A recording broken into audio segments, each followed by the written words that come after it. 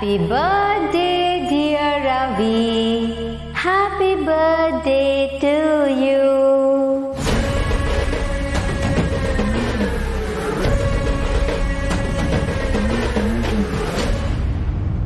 ಹೇಗಿದ್ದೀರಾ ಎಲ್ರೂ?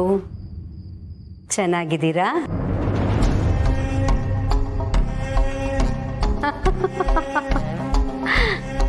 ಸಾಧ್ಯನೇ ಇಲ್ಲ. ನೀವು ಚೆನ್ನಾಗಿರೋಕೆ ನಾನು ಬೇಡೋದು ಇಲ್ಲ. ಅವಿ, ನಾನಿಲ್ದೆ ಬರ್ತ್ಡೇ ಸೆಲೆಬ್ರೇಟ್ ಮಾಡ್ಕೋತಿದೀಯಾ? ನೀನು ನನ್ನ ಮುದ್ದಿನ ಮಗ. ನೀನು 100 ವರ್ಷ ಚೆನ್ನಾಗಿ ಬಾಳಿ ಬದುಕಬೇಕು ಅಂತ ಆಶೀರ್ವಾದ ಮಾಡೋಷ್ಟು ದೊಡ್ಡ ಮನಸ್ಸು ನಂದಲ್ಲ.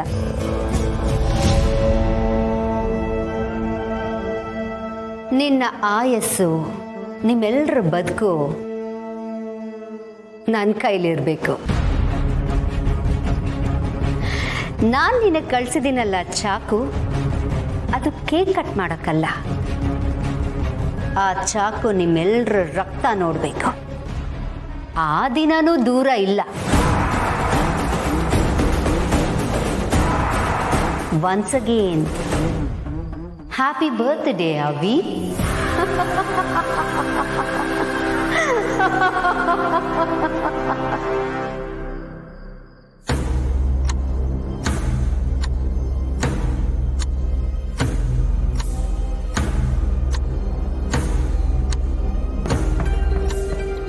ಅಣ್ಣ, ಅಪ್ಸೆಟ್ ಆಗ್ಬೇಡ ಅಣ್ಣ.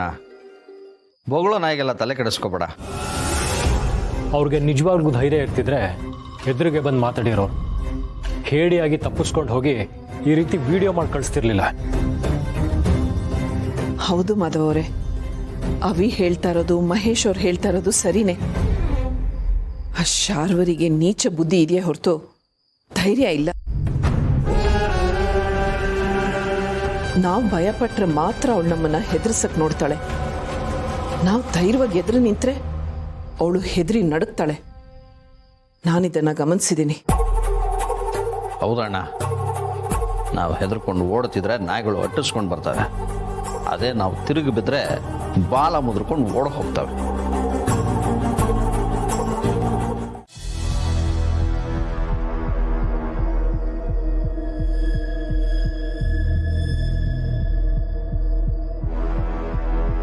ನನ್ನ ಸೇಡಿನ ಬೆಂಕಿ ಆರ್ಬೇಕು ಅಂದ್ರೆ ಈ ಮನೆ ನಾಶ ಆಗ್ಬೇಕು. ಈ ಮನೆ ನೆಮ್ಮದಿನ ಹಾಳು ಮಾಡಿ ಇಷ್ಟು ವರ್ಷ ನಿಮ್ಮನ್ನ ನಿಮ್ಮ ತಾಯಿ ಪ್ರೀತಿಯಿಂದ ದೂರ ಮಾಡಿದ್ದು ಈ ಪಾಪಿನ. ನಾನು ನಿನಗೆ ಕಳ್ಸಿದ್ದೀನಲ್ಲ ಚಾಕು, ಅದು ಕೇಕ್ ಕಟ್ ಮಾಡಕ್ಕಲ್ಲ. ಆ ಚಾಕು ನಿಮ್ಮೆಲ್ಲರ ರಕ್ತ ನೋಡ್ಬೇಕು. ಆ ದಿನನೂ ದೂರ ಇಲ್ಲ.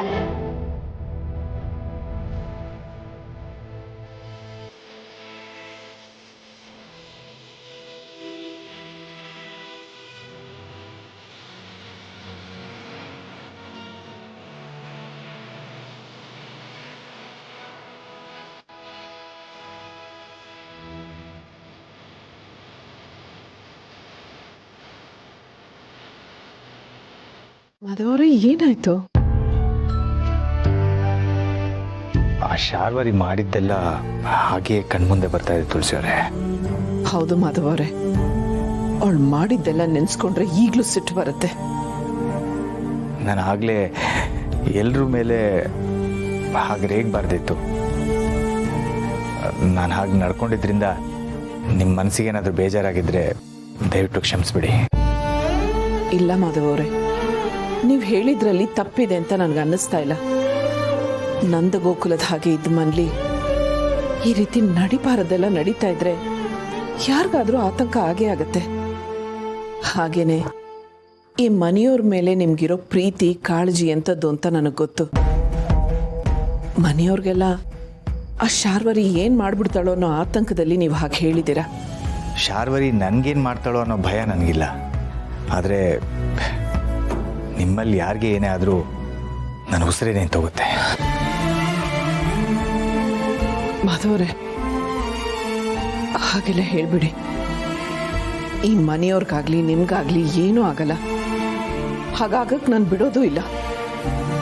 ಅಂತ ಪರಿಸ್ಥಿತಿ ಏನಾದರೂ ಬಂದರೆ ನನ್ನ ಜೀವನ ಒತ್ತೆ ಇಟ್ಟಾದರೂ ಈ ಮನೆಯವ್ರನ್ನ ಕಾಪಾಡ್ಕೋತೀನಿ. ನೀವು ಚಿಂತೆ ಮಾಡಬೇಡಿ. ಬನ್ನಿ.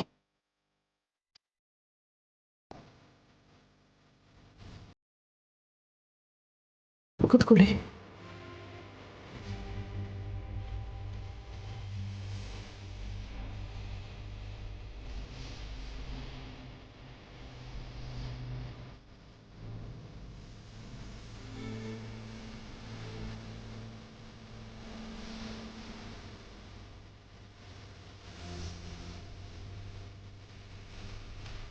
ಆದರೂ ತುಳಸಿಯವರೇ, ಮನೇಲಿ ಇಷ್ಟೆಲ್ಲ ನಡೀತಿರುವಾಗ ನನಗೆ ನಿಶ್ಚಿಂತೆಯಿಂದ ನಿದ್ದೆ ಮಾಡೋದಕ್ಕಾಗಲ್ಲ.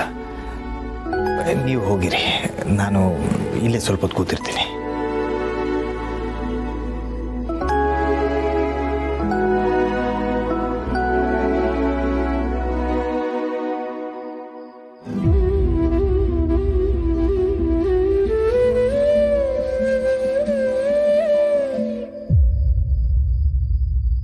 ಮಾಧವ್ ಅವ್ರಿಗೆ ಮನೇಲಿರೋರ್ಗೆ ಯಾರಿಗೂ ಏನೂ ತೊಂದರೆ ಆಗಲ್ಲ ಅನಿಸೋವರೆಗೂ ನೆಮ್ಮದಿಯಾಗಿ ನಿದ್ದೆ ಮಾಡೋಕ್ಕಾಗಲ್ಲ. ಈಗ ಅವ್ರಿಗಿರೋದು ಒಂದೇ ಗುರಿ, ಮನೆಯವ್ರನ್ನ ಹೇಗಾದರೂ ಮಾಡಿ ಕಾಪಾಡ್ಕೊಳ್ಬೇಕು ಅಂತ. ಅದಕ್ಕೆ ಇಲ್ಲೇ ಹಾಲಲ್ಲಿ ಉಳ್ಕೊಂಡಿದ್ದಾರೆ. ಆದರೆ ನನಗೆ ಒಂದು ಅರ್ಥ ಆಗ್ತಿಲ್ಲ, ಈ ಮನೇಲಿ ನಡೀತಾ ಇರೋದೆಲ್ಲ ಶಾರ್ವರಿಗೆ ಹೇಗೆ ಗೊತ್ತಾಗ್ತಾ ಇದೆ?